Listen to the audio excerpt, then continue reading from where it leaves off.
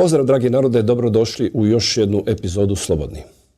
Central Bank Digital Currency ili digitalna valuta centralne banke je današnja tema. Svjedoci smo da je Hrvatski sabor odobrio nastavak procedure uvođenje Central Bank Digital eura za Hrvatsku kao i za cijelu eurozonu. Da li znaju što znači Central Bank Digital Currency? To je razlog moje današnje teme i gost, imam čast predstaviti gospodina koji je napravio dokumentarac pod nazivom Central Bank Digital Currency, The End of Money. Njegovo ime je gospodin James Patrick. Hello James, welcome to our show in Croatia. Hi, thank you for having me. Can you say just a few words about your background? Yeah, I'm an investigator, economist, and filmmaker, make documentary films about the biggest issues I think the world is facing right now, and one of them is this continuing to make money more controllable, programmable, and the economic problems this is going to create. This film also addresses the origins of Bitcoin, its relationship with CBDCs, and this effort to tokenize all assets and people in the world. So that's why today will be very interesting. I prepared some clips from your documentary, and let's start with the first clip. Okay, thanks. Central banks around the world are testing, prototyping, and implementing central bank digital currencies. So what are they? A CBDC is a digital currency that they think is going to replace all physical cash. Put simply, a central bank digital currency, or a CBDC, is a direct digital liability to the central bank. So rather than have your money in your pocket or in a card with a bank, it's directly maintained by the government.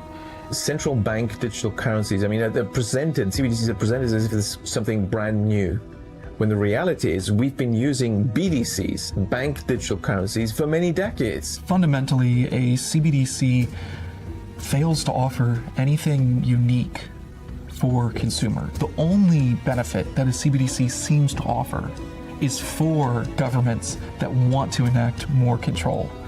A key difference with the CBDC is that central bank will have absolute control on the rules and regulations that will determine the use of central bank liability, and also we will have the technology to enforce that.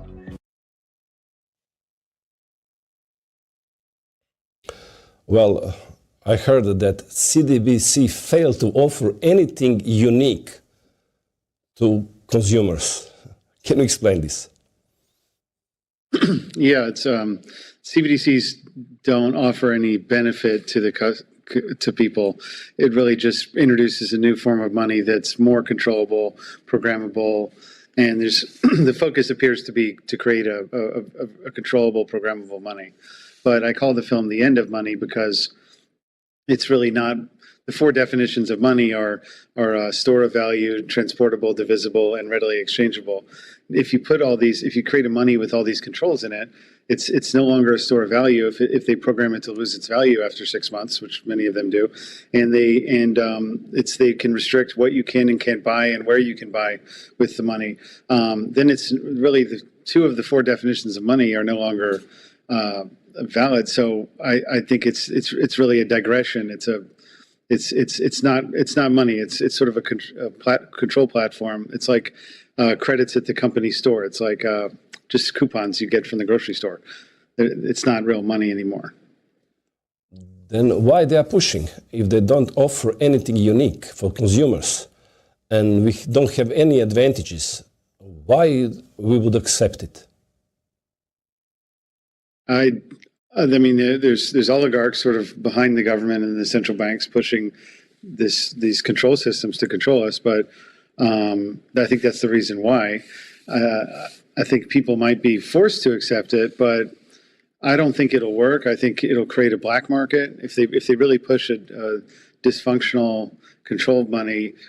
I think it'll hurt the economy. Trade will go down. People will look for other alternatives. It'll be like the Soviet period where, a big black market emerges. The prices are high on the black market in real terms, and And I think we'll see other solutions like regional monies. Maybe some towns and cities and companies will issue their own monies. So if they do this, it'll be very dysfunctional. I think it would really hurt the world a lot. It would hurt the market. What do you mean by oligarchs who is standing behind this? This is being pushed by the central banks and the Bank of International Settlements. So the Bank of International Settlements is the central bank of central banks. It's kind of a class of people, it's like Rockefeller, Rothschild level international banking families, and they're very close with the central banks. They created the central banks to control the money, and so the Bank of International Settlements set up a tech incubator called the Innovation Hub, and this tech incubator planted all the CBDC programs in each country. So every country in the world, basically, maybe other than 5 or so, including Russia, Belarus, Brazil, every BRICS nations, Western nations. This is it's one of these illustrating facts that shows that there's a class of international bankers influencing all the world's governments in the same way. So even though now U.S. is fighting Russia, like in 1984, you had East Asia versus Eurasia, but in the end, all the world's governments are implementing environmental regulations. They're all implementing central bank digital currencies, and they're implementing digital IDs. And digital IDs are needed to make the central bank digital currencies work. So they first need to ID you and digitally verify you with biometrics and link your identity with your wallet. And then they can control you, what you can and can't purchase, knowing it's you that they're controlling. Yeah, we'll come to this later to discuss a little bit more about it. They tried to do this in Nigeria, but they failed. Yeah, in 2016, they launched the first digital ID program in India. And then in 2020, they launched the first sort of full CBDC program in Nigeria in a matter of, they tried to do it in 2 months. So this is one of the most informal cash economies in the world, Nigeria. And they invalidated all the cash money and introduced the CBDC and tried to do it in 2 months. And it was a total disaster. There was riots outside the central bank. They shot people outside the central bank. And I think after a couple months after that, they had to reintroduce cash. But everyone lost their savings. They had really chaotic, dysfunctional situation go on. So that's a good sign that failed. Maybe they learned something from it, and next time they would do it differently. You said that everybody lost their savings. It could be triggered to take over digital money. In case of bank run, you can say, look, okay, you lost your savings, but you can save it if you open digital wallet, and I can give you the same amount of digital money. Yeah, there's definitely a big link between the welfare or government unemployment payments and CBDC. So in Thailand, they piloted a program and they said, well, you get $250 if you join the system. You have to get a digital ID and you get your CBDC wallet, and then we'll give you $250, which in Thailand is not a little money. It's for most people. But then they're tagged with an ID. They're in the tax system. And then they said, oh, but this money, it goes bad after 6 months. It'll become useless after 6 months. And you can only use it on groceries, maybe something at the hardware store, and only within 4 kilometers of your home. So that's where this is going. That's the idea behind these things, is to really trap people in their local area and give them this inferior form of controlled money that's only valid in your little area. Yeah, the biggest danger is because there is a possibility that this money can be programmable. Let's roll next clip.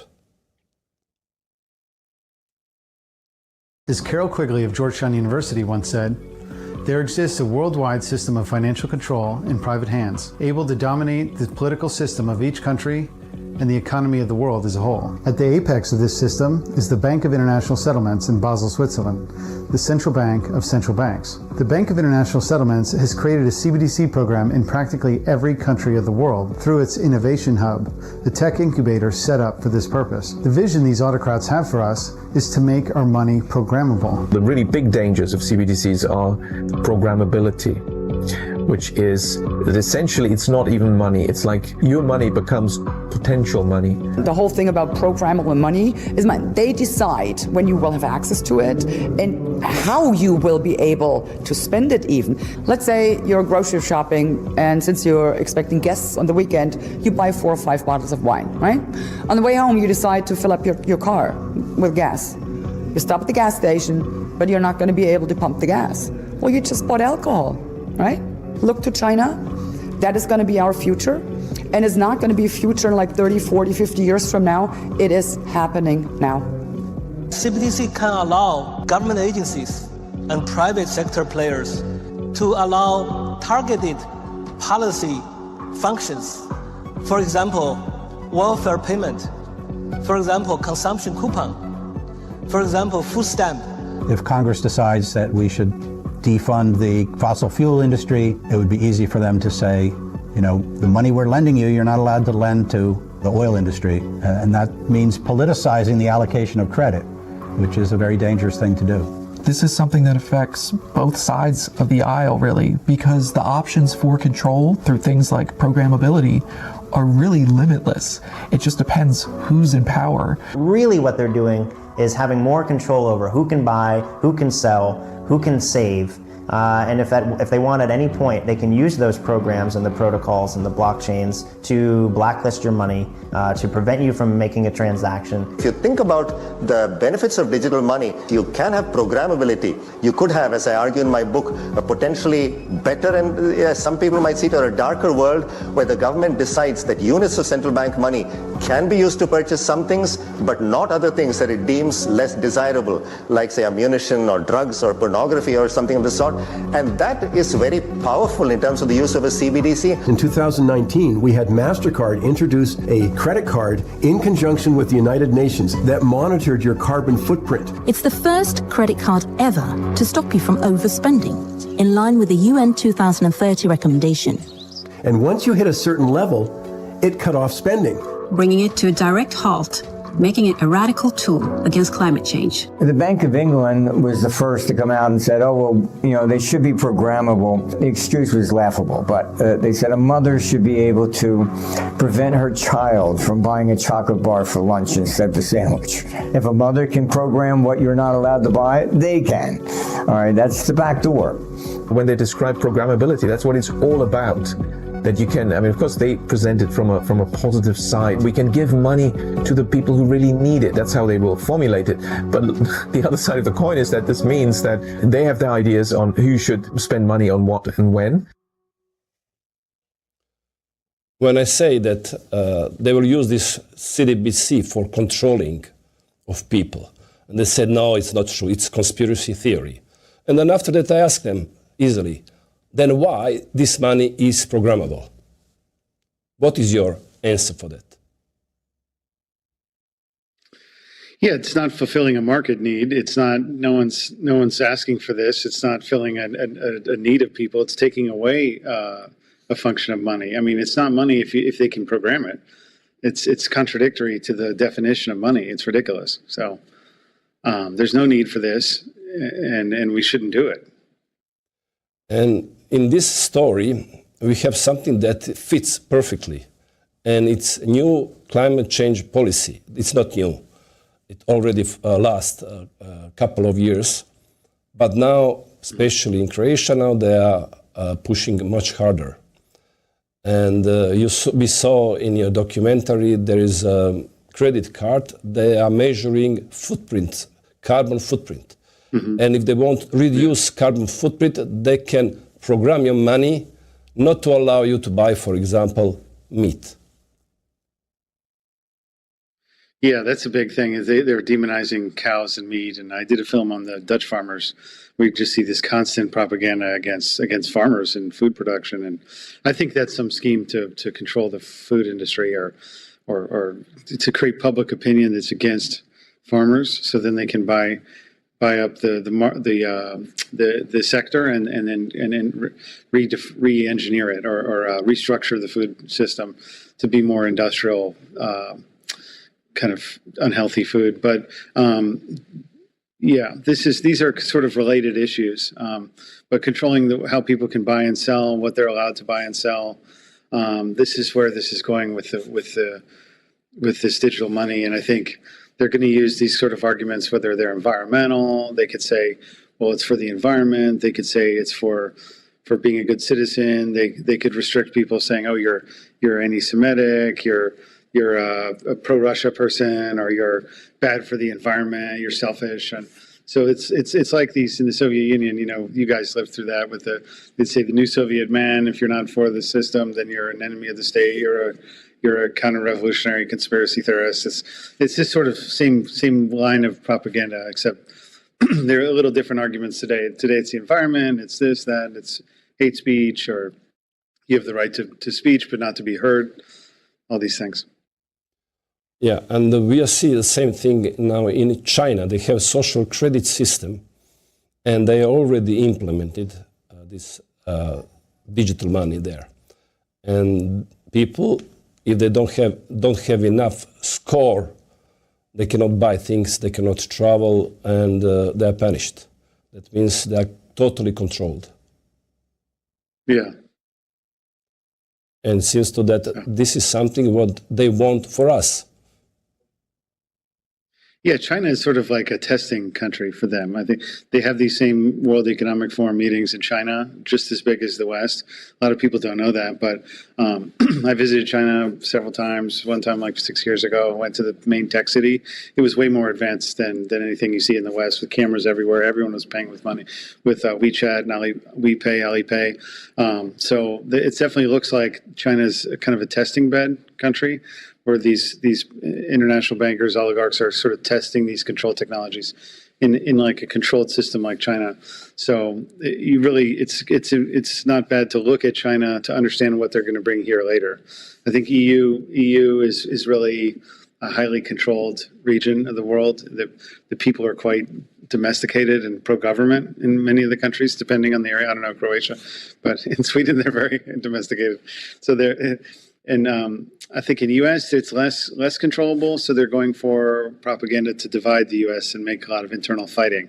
EU people are they probably more accepting of these control things. So yes, in Croatia they're also trying to divide people, because we are facing for years already fight between left and right, and always far left says that far right is wrong, and they are fighting, but they don't see that both of them have a same enemy, and this enemy is globalism. That means new system.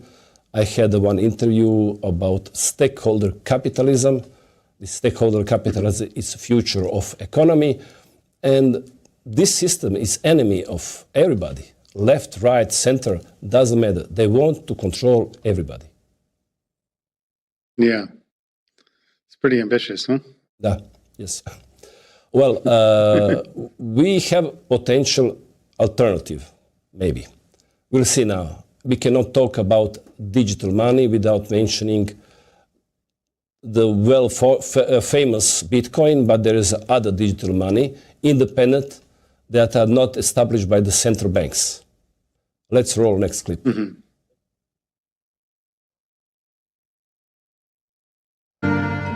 A documentary on CBDCs would not be whole unless it touched on the subject of Bitcoin. We must understand that without the invention of Bitcoin, CBDCs would not have been possible. In the middle of the financial crisis of 2008, Bitcoin was released anonymously onto cypherpunk forums. It was the first peer-to-peer encrypted digital money system that utilized blockchain technology.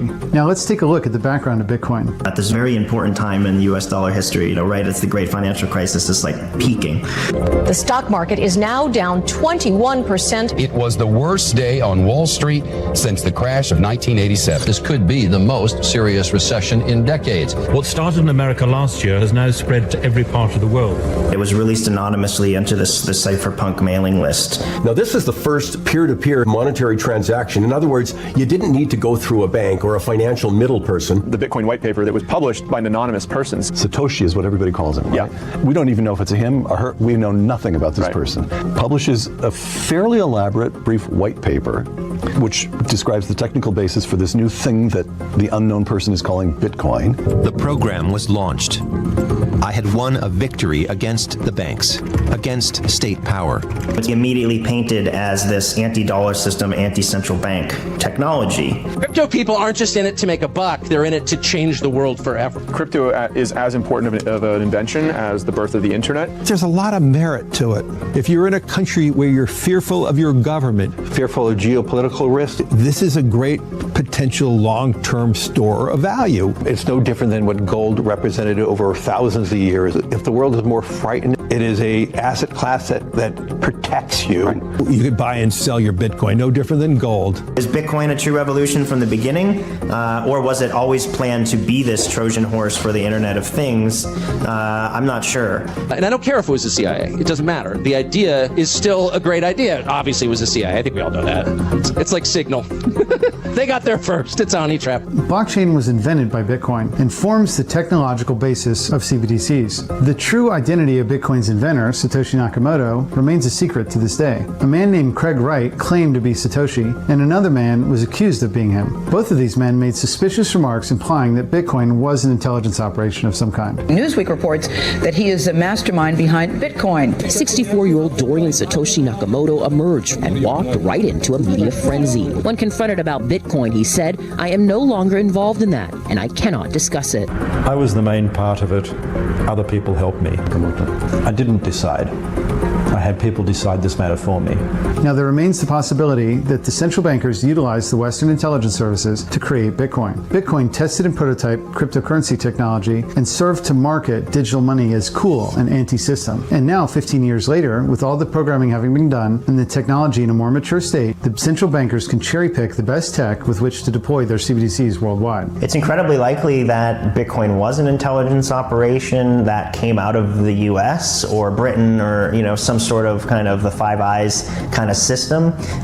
It's entirely possible. I mean, there's a lot of connections with certain algorithms to the NSA. SHA-256, which is kind of the main hashing algorithm in Bitcoin, was invented by the NSA. We are also now... Well, everybody have a question about Bitcoin. Is it really independent, or is it just some kind of operation from the side of Secret Service or the NIH, what you mentioned here, or CIA, what Tucker Carlson said? Yeah, I think I was an early supporter of Bitcoin. I fell for the story, but it's sort of after making Planet Lockdown and looking into this more, it does seem like the central bankers got the intelligence services to make Bitcoin as a way to sort of get the technology out there and make the first invention and market it as cool and get people comfortable with using digital money. I think if they just came out with CBDCs, no one would want them. So they needed to get people to start to use digital money and get comfortable with it. And what better way than to launch Bitcoin, have everyone who uses it get rich, and they kind of lure people into the use of the technology through making money, through profit. So now we're seeing Bitcoin go up very high. It probably will, it remains to be seen. Maybe they'll leave it as a parallel asset class in this new financial system, but I think you can make money with it, but at the same time, it is sort of a part of the problem. I mean, the use of this technology is a problem. But again, on the other hand, like you could have a good form of digital money or cryptocurrency you could use with privacy in it. But what's going on now is I think the Bitcoin enthusiasts don't appreciate the privacy problems and the sort of civil rights problems with Bitcoin. They only look at the good side and not the bad side. And the privacy problems, the authoritarian digital society issues that Bitcoin has introduced, I think need to be looked at more by people, more skeptically. I heard some statements from the side of new administration in the United States. Trump said that he will ban central bank digital dollar. But also I heard from his administration suggest to invest in cryptocurrencies, in crypto money. If everything is controlled from both sides, that means Bitcoin and the central bank digital money is controlled from the one source, then this statement doesn't have any sense. Yeah, one thing I think in U.S. and U.K. they're not going to do a CBDC, and there are constitutional problems with introducing CBDC in the United States that they can't resolve or get around. So it looks like what they're doing is making bank issue stable coins. So there's like J.P. Morgan and Bank of America will have J.P. Morgan coin, Bank of America dollar token coin, and it's basically dollar-backed digital stable coins. So they'll make, and then these stable coins can be programmed just the same way as CBDCs. So we also have lots of anti-money laundering, know your customer regulations. There's lots of financial controls and regulations in the system that we could have a CBDC type control system without CBDCs. So the issues I'm presenting that CBDCs present about restrictions of our rights, programmability, this can happen also without CBDCs, but with normal bank issue stable coins. And so I think this is more than just a CBDC issue. It's a financial freedom issue that we need to be concerned about. You're also talking in documentary about they want tokenize all assets. And I had an interview with Elizabeth Nixon, and she told me that in the United States and Canada, they want to tokenize even nature. They want to build nature fund, and they will tokenize all nature. Yeah, Larry Fink of BlackRock said he wanted to create a world ledger of all the world's assets and have everybody on this, every person, piece of property, assets, all on one world ledger. And then we'll all have our digital ID, and we'll be registered when we go buy anything, buy any stock. So it's that's very concerning. And then there was this other initiative, the Rockefeller that you're mentioning, the natural asset companies. They launched this thing called the Intrinsic Exchange Group in the summer of 2020. They had so much success screwing us in COVID in March.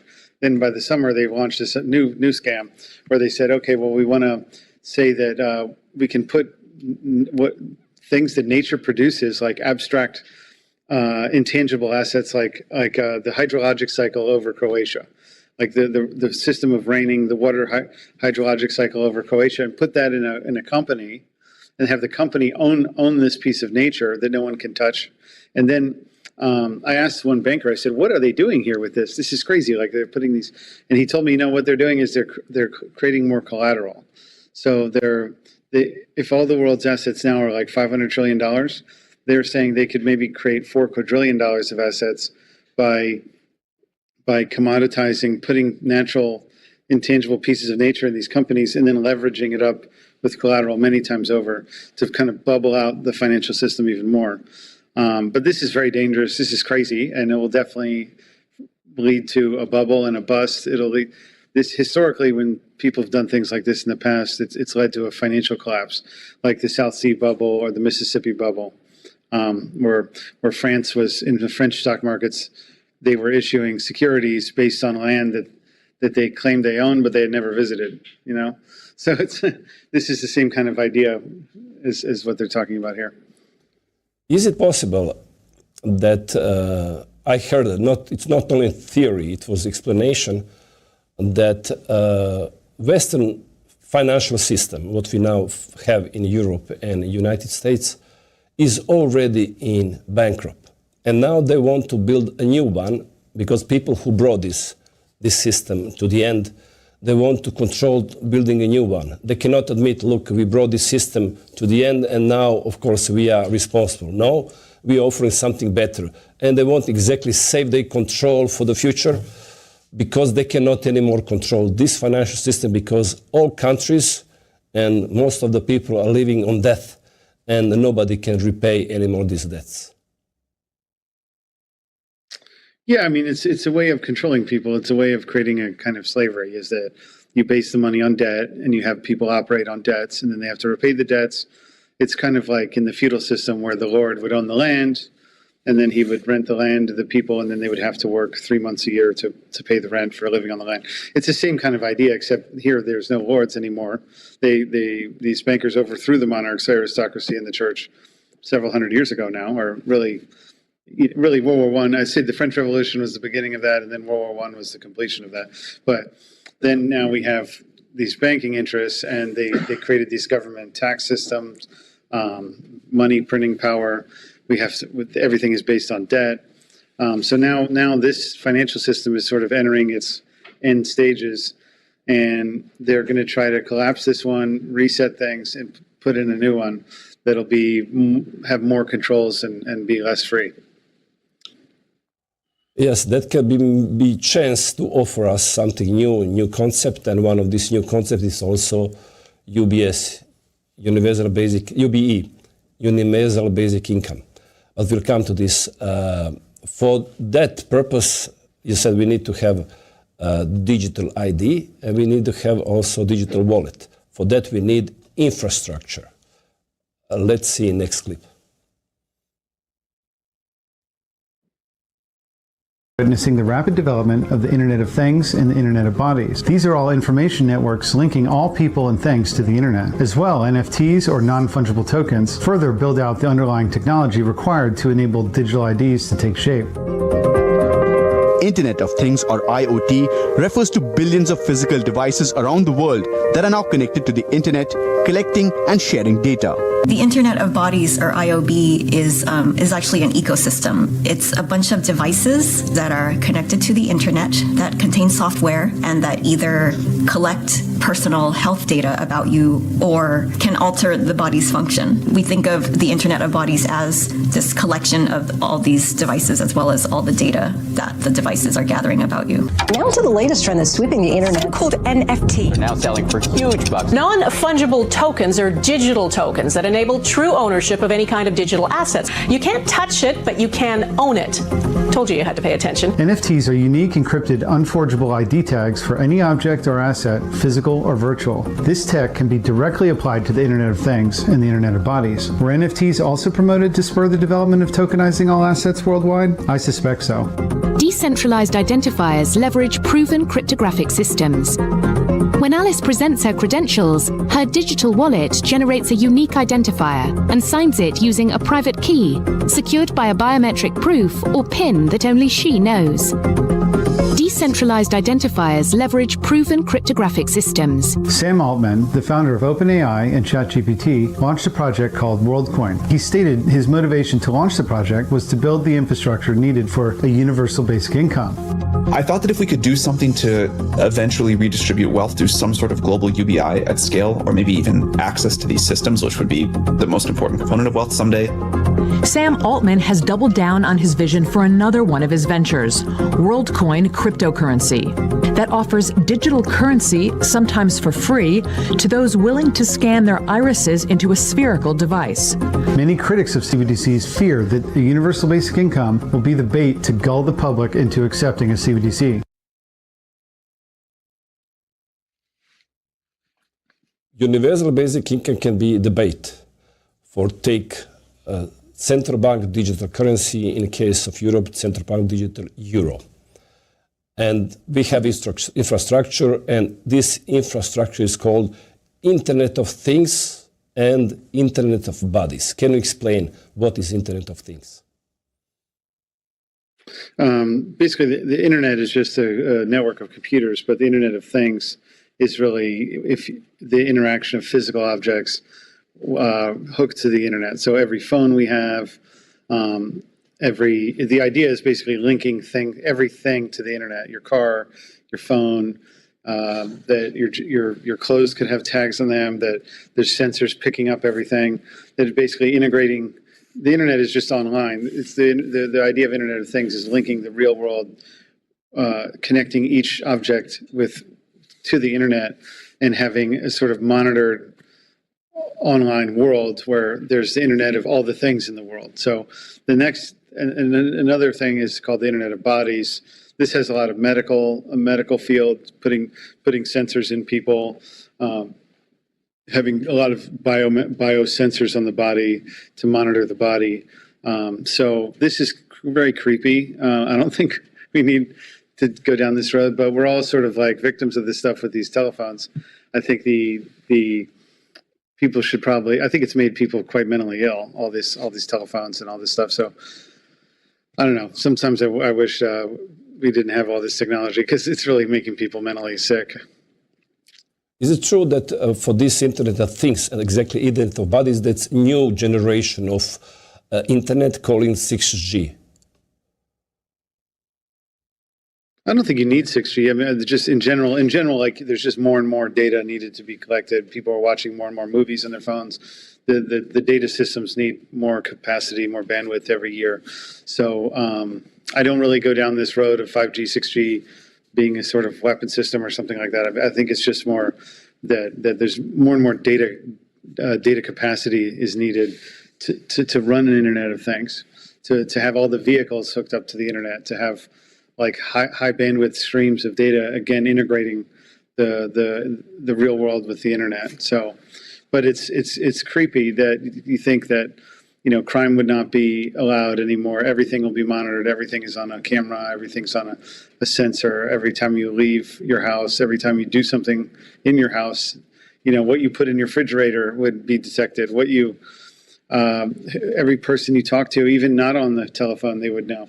So this is just sort of a weird dystopian world that I don't think is that livable. I don't think we want to live in a world like that. But I don't hear that they ask us about this. They're just implementing, doesn't care. We have in Croatia, so in Zagreb, they're implementing cameras all around the city.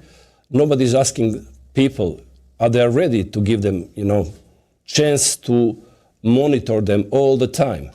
They said, okay, this is for protection, for example, in traffic. But doesn't have any logic that you put few thousand cameras just because of some traffic jam or maybe some accidents. That doesn't sound logic. Yeah, it's just it's a surveillance integration. It's happening everywhere. So we need more public discussion of this and politicians to fight this. It's not good for society, I think. There's no benefit. Yeah. We saw in the documentary Sam Altman, he made ChatGPT exactly open AI, and I saw, and it's inevitable, that in the next few months and years, lots of jobs will be replaced by the artificial intelligence.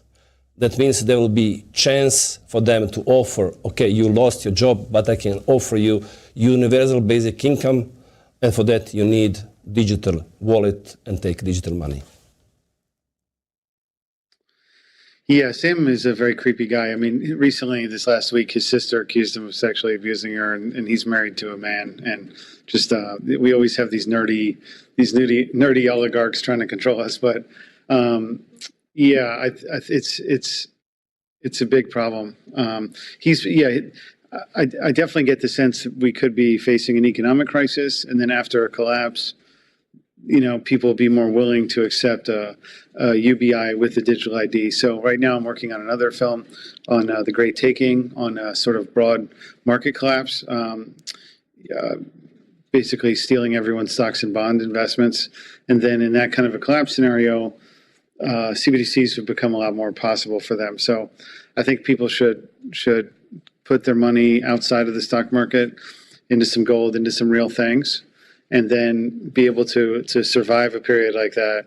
And also, I mean, we should really fix this property rights to securities issue and demand our governments not cooperate with these central bank digital currency programs, because it's not going to be a fun world with all these systems in place. Yeah, I had the interview with David Roger Webb about his book, Great Taken. But can you tell just in a few sentences what this means, what he's telling us in this book? In a few sentences, basically for the last 40 years, the financial industry has been using everyone's stocks and bonds as collateral on financial bets, on derivatives trades. So they've been basically using out of these central clearinghouses, these central securities depositories. In EU, it's Euroclear. In Belgium. In the US, it's Deposit Trust Corporation in New York.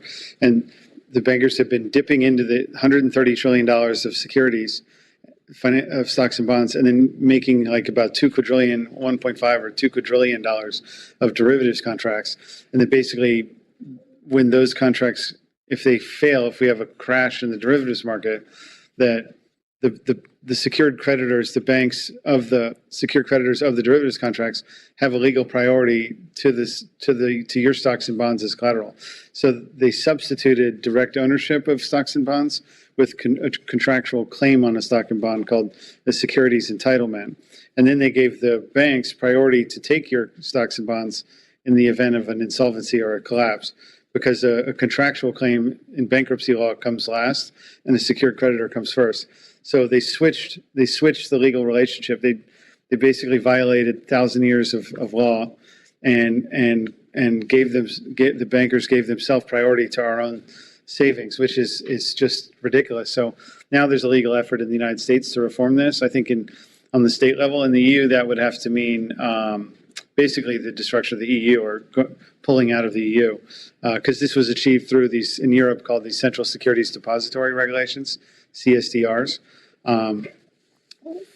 So it's quite a complicated issue. It would take a little more time to explain, but I'm coming out with a film on that next week. So maybe the easiest way is to say that we have ownership. We think that we have it, but it could be happen that our ownership is already gave as a collateral to somebody else without our knowledge. Correct. Yeah. Okay. That there's an appearance of ownership, but in reality, the banks own the property, and in a crisis scenario can take it. So it's a Armageddon scenario, and if a scenario like that takes place, that's I think when the CBDCs would be really pushed hard. So and it's a connected issue. And of course, everything is legal.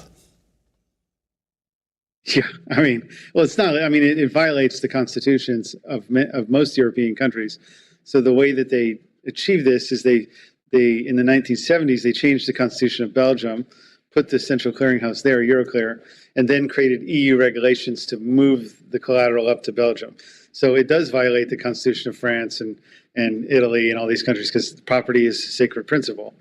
So it's kind of it's on the edge of legal. You know, it's like all these things. They get you to violate your constitution with the treaty, or they do it with the sneaky little law. But I think you can make a strong argument it's illegal too. You know. Well, we need to say something for the end to our audience. We have now so-called climate crisis in Europe, because I heard that United States will leave this Paris Agreement. That means we have in Europe only Europe climate crisis. We implemented new decarbonization policies. At the same time, we voted last year for digital ID and digital wallet. And now we are pushing hard central bank digital currency. What regular people who believe what we are telling now without any checking, because they can check, they can take a look at your documentary or some other of my shows. What you can say to them, how they can fight still against it if they can? I mean, I think it's gonna mean pressure on government or local government. I mean, in the United States, our federal government is very corrupt. I'm from Washington, I know. So, but the state government, you have possibilities. So, I think it's in the U.S. I don't know. It's harder for me to answer about in Croatia, but in the United States, I think getting state governments, there's an effort to create gold depositories where we can create gold-backed money,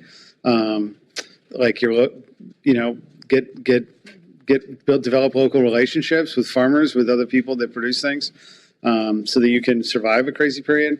But I think these problems are not going to fix themselves. We need to put pressure on the government to good people to go into politics to fix these things.